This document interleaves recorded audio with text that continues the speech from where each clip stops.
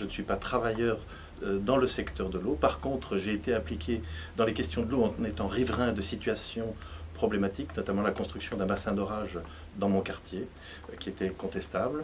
Et de fil en aiguille, nous avons été amenés à produire les états généraux de l'eau à Bruxelles, et ça a mis, avant d'arriver à ce stade-là, un certain nombre d'années de réflexion et de démarches.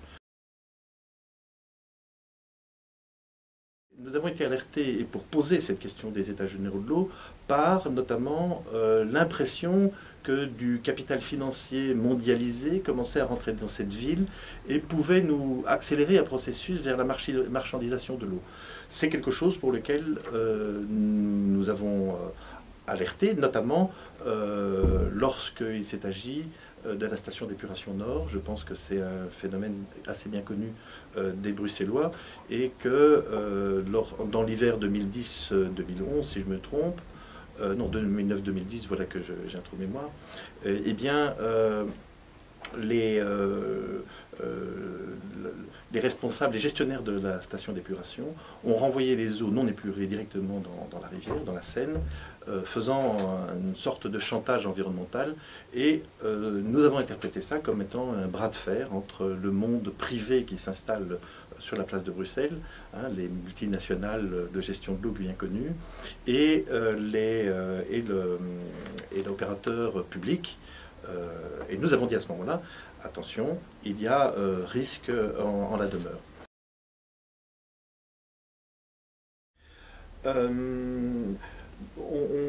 On a rangé dans 5 grandes catégories de réponses ces alternatives, hein, et en les reliant par cette exigence du bien commun, de conserver l'eau comme bien commun. Une première grande catégorie de réponses, c'est de renouer avec la géographie des lieux, c'est-à-dire de travailler par bassin versant. Dans chaque bassin versant, on peut étudier les situations, un diagnostic de l'eau, retravailler aussi un imaginaire de l'eau, ça c'est assez important, donc toute cette dimension d'imaginaire, pour refaire exister cette eau, la refaire désirer d'une certaine manière, la comprendre, et puis pour amener à ce que tout un chacun, enfin tout un chacun, il ne faut pas exagérer hein, bien sûr, mais un plus grand nombre puisse s'intéresser également à la gestion de l'eau. Donc, et cette unité géographique, c'est le bassin versant. Deuxième grand axe, c'est de se questionner sur les technologies employées. Par exemple, une station d'épuration à 1,5 milliard d'euros, eh bien, n'a fait aucun débat dans cette ville. Or, c'est un outil de gestion de l'eau qui parle de notre manière, de notre rapport à l'eau. Et donc, on devrait pouvoir être impliqué dans les débats qui consistent à questionner les outils techniques qui vont être employés. Les marges de manœuvre ne sont pas si énormes, mais à l'intérieur de ça, nous proposons un chapelet de techniques qui peuvent prendre place dans le paysage urbain et qu'on appelle les nouvelles rivières urbaines. C'est-à-dire c'est une série de dispositifs architecturaux, techniques, même urbanistiques, qui permettent de repenser l'écoulement de l'eau dans la ville, du fait de la toiture jusque dans le sol, en suivant des principes simples d'évaporation, d'infiltration et de ralentissement de l'eau pour des usages multiples. On a appelé ça par un nom poétique, cet assemblage-là, parce qu'on pourrait aussi le travailler de manière à ce qu'on retrouve des circulations réelles dans la ville. On l'a appelé Nouvelles rivières urbaines.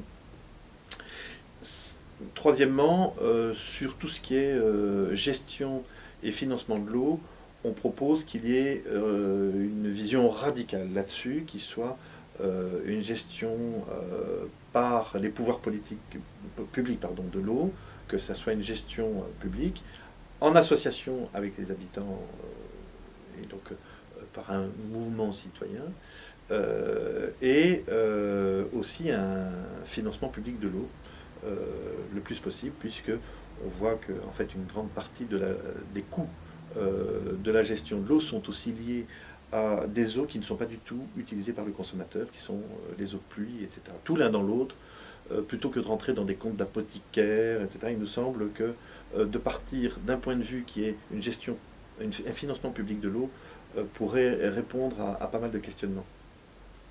et notamment en termes d'expérimentation sur de multiples manières de faire et d'agir, donc sur la remise en question des techniques, etc. Nous voyons aussi une très grande importance à travailler toutes les questions transfrontières.